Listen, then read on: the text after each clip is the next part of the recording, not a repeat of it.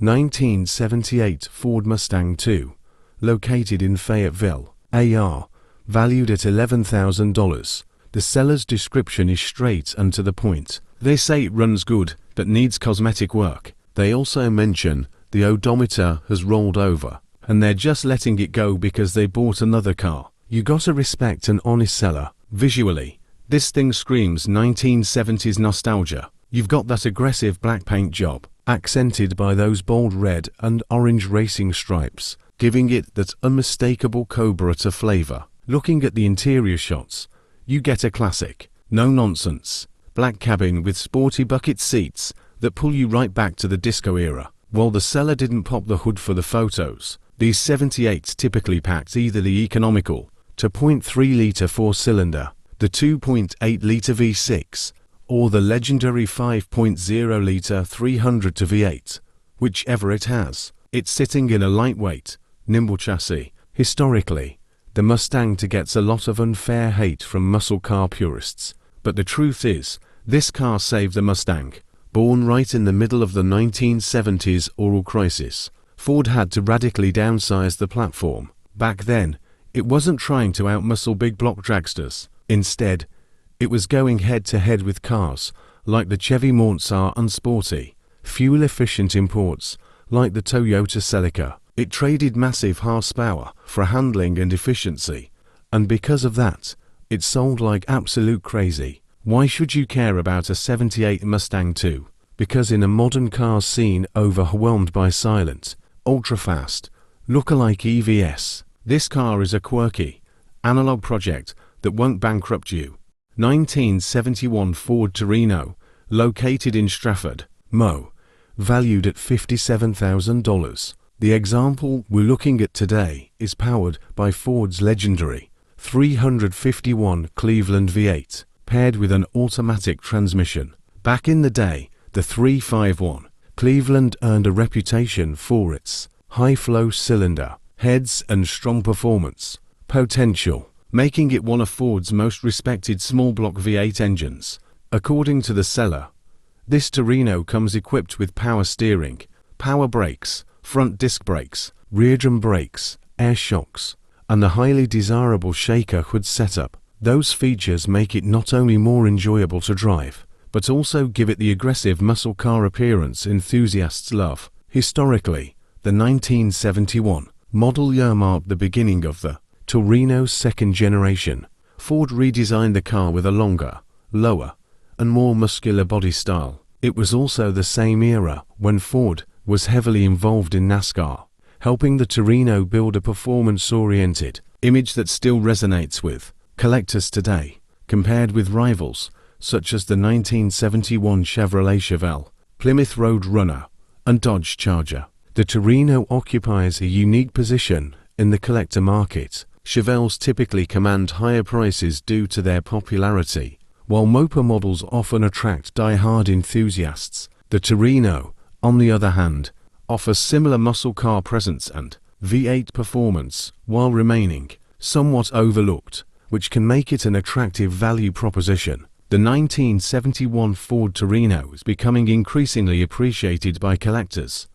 1958 Chevrolet Impala, located in Greensboro, NC, valued at $67,500. Just looking at these photos, you can see the sheer presence of this car. Even sitting in a driveway, that classic white paint and miles of legendary chrome make it look like rolling sculpture. Let's dive into the seller's description, because this is definitely a project car, but a very tempting one. The seller is totally upfront, stating it needs to be completely restored, specifically noting that the floors and the trunk need patching.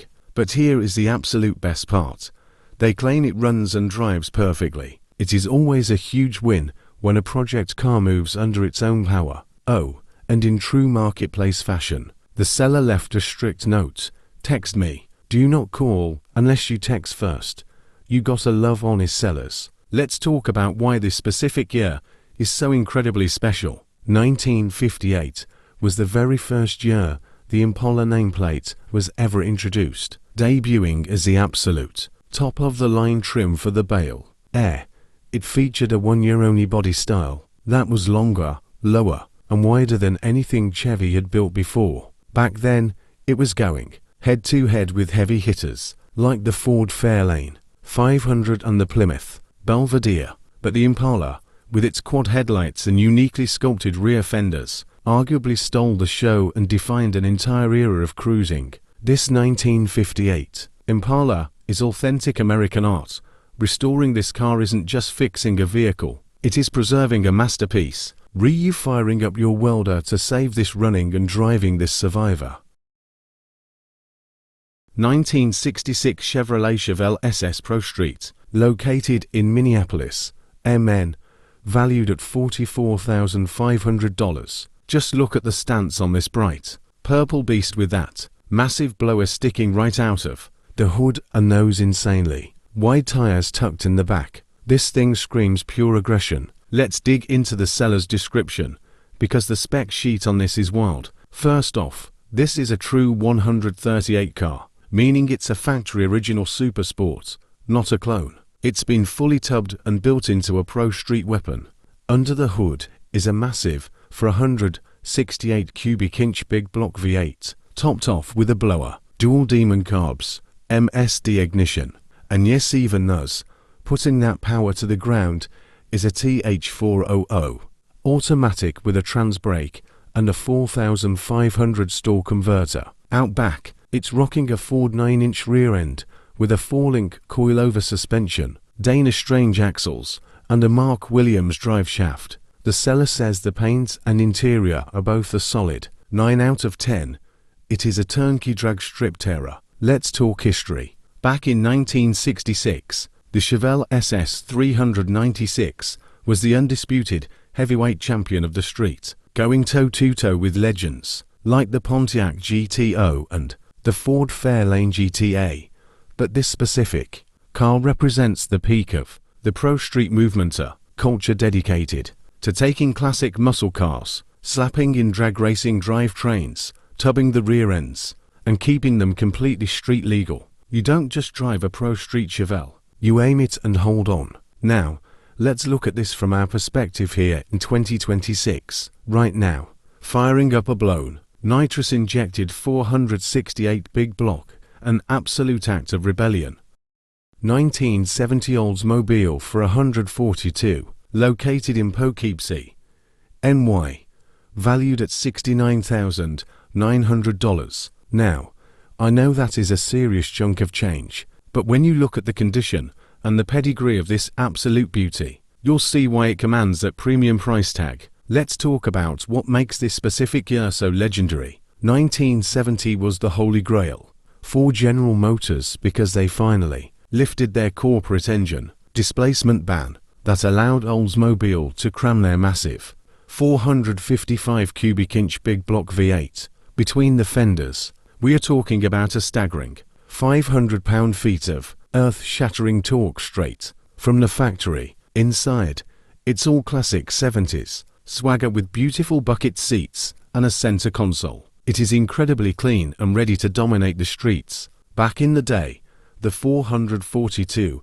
was known as the gentleman's muscle car, while the younger guys were out buying stripped-down Chevy Chevelles or Plymouth Road Runners. The 442 was for the beer who wanted brute force, but also wanted upgraded suspension, better handling, and a much more luxurious ride. It was the total package for $69,900.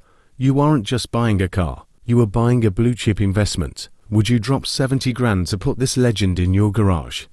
We've covered 5 cars so far. Which one do you think is the best buy for 2026? Let me know your pick in the comments. And don't forget to subscribe for another Hidden Gems classic car finds. 1971 Mercury Cyclone spoiler, located in Santa Rosa, CA, valued at $75,000.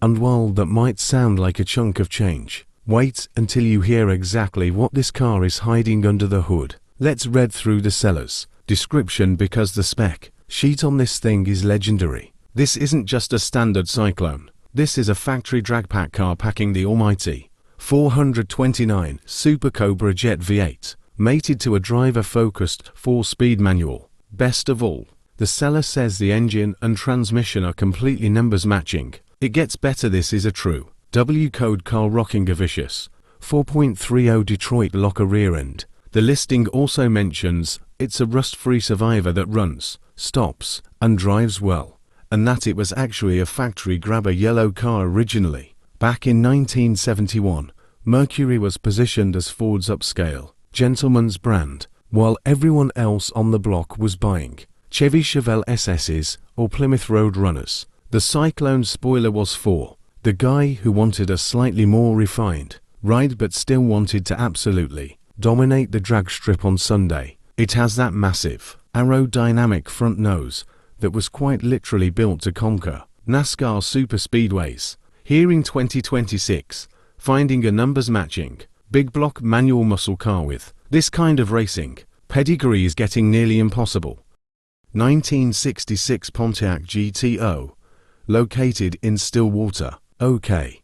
Valued at $35,000. Just look at that beautiful, aggressive orange paint job sitting on those blacked out wheels. It just looks fast sitting still. Let's dive into the details from the listing, because this goat is stacked. Under the hood, the seller notes it's packing a rebuilt Pontiac for 100 V8, paired up with a stout turbo 400 automatic transmission. The listing shows it only has 400 miles driven, which is likely since that engine was rebuilt. Inside, you are looking at a classic black interior featuring bucket seats and a center console. Plus, it is optioned perfectly for a weekend cruiser, boasting power steering, power brakes, and even AC. It's a turnkey street brawler. Historically, 1966 was a massive year for the GTO, as it finally broke away from being just a tempish trim and became its own standalone model. Back in the day, you were lining this up at the red light against heavyweights, like the Chevy Chevelle SS 396 or the Oldsmobile 442. But the GTO, it had that unmatched swagger and attitude that arguably kicked off the entire golden age of muscle cars. Fast forward to today, in 2026, firing up a roaring Pontiac V8 is an act of pure rebellion. It's a raw, analog thrill ride that you simply cannot buy new anymore. For 35 grand or best offer, would you make room in your garage for this iconic orange muscle car? 1973 Dodge Challenger, located in Stratford, Mo. Valued at $54,500. The example we're looking at today is powered by a 340 cubic inch V8 engine paired with an automatic transmission.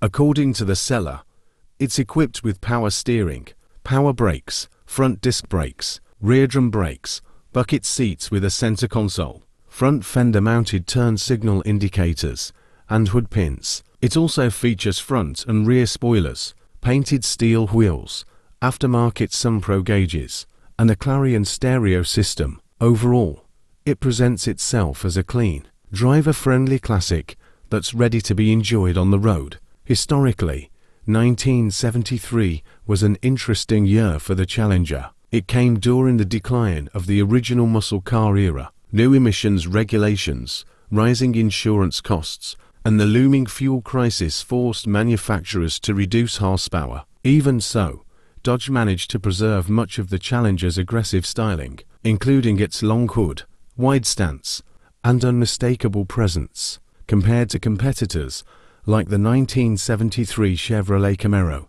Pontiac Firebird, and Ford Mustang Mach-1, the Challenger was produced in much lower numbers. That relative rarity has helped increase collector interest over the years. While a Camaro may offer easier parts availability and a Mustang may have a larger aftermarket community, the Challenger stands out for its exclusivity and unmistakable moper character. Looking at the market in 2026, a well-kept 1973 Challenger like this one remains a solid choice for enthusiasts.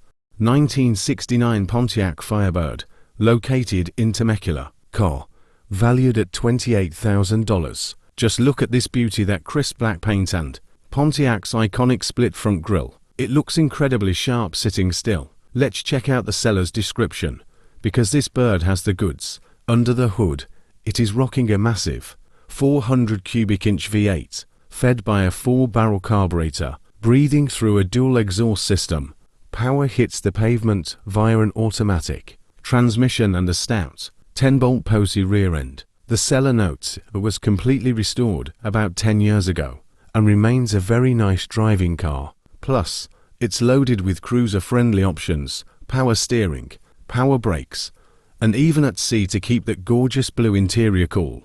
Back in 1969, the pony car wars were absolutely ruthless. While the Firebird shared its core platform with its corporate cousin, the Chevy Camaro, Pontiac gave it a completely distinct, aggressive attitude. It was built to battle heavyweights like the Ford Mustang Mach-1 and the Mercury Cougar, offering a slightly more refined, upscale swagger that stood out at every red light. Turning the key on a classic Pontiac for 100 V8 is the ultimate analog escape. Finding a turnkey, restored classic with these exact options is getting tougher every single day. 1971 Plymouth Duster, located in Stratford, Mo.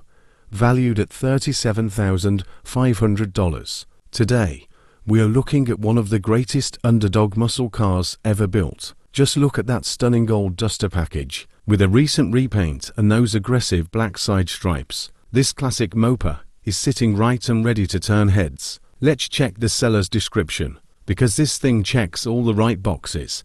Under the hood, it is powered by the legendary 340 cubic inch V8 engine, paired to an automatic transmission. The listing notes this is a mostly original car that still retains its original factory sheet metal, which is a huge deal for moper collectors. They even have the original build sheet included. It's described as a clean, turnkey classic muscle car that's simply ready to drive and enjoy. Historically, the Duster was a massive hit for Plymouth. Back in 1971, this lightweight body was stepping into the ring against heavy hitters like the Chevy Nova SS and the Ford Maverick Grabber. While other guys were bragging about stuffing heavy big blocks into their cars, the Duster 340 was a notorious giant killer. It was nimble, high revving, and incredibly hard to beat from stoplight to stoplight. For $37.5 grand, would you put this gold Duster in your garage? Let me know down in the comments. Smash that like button.